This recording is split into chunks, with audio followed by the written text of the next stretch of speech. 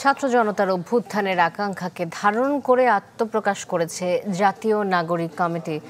জাতীয় শহীদ মিনারে এক অনুষ্ঠানের মধ্য দিয়ে ৫৫ সদস্যের জাতীয় নাগরিক কমিটি গঠন করা হয়। কমিটির আহ্বায়ক নাসির উদ্দিন পাটোয়ারি, সদস্য সচিব আক্তার হোসেন ও মুখপাত্র সামান্তা শারমিন। আহ্বায়ক নাসির উদ্দিন বলেন, রাষ্ট্র গঠনের কাজে নেমেছে দেশের মানুষ, এবার আর ব্যর্থ হবে না। বাংলাদেশ প্রশ্নে কাউকে হেলাফেলার সুযোগ দেয়া হবে না বলেও হুঁশিয়ারি দেন তিনি।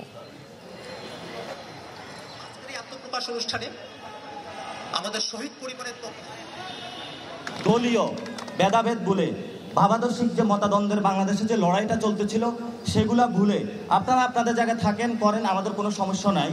কিন্তু বাংলাদেশ প্রশ্নে কাউকে কোনো হেলাফেলা করতে দেওয়া হবে না।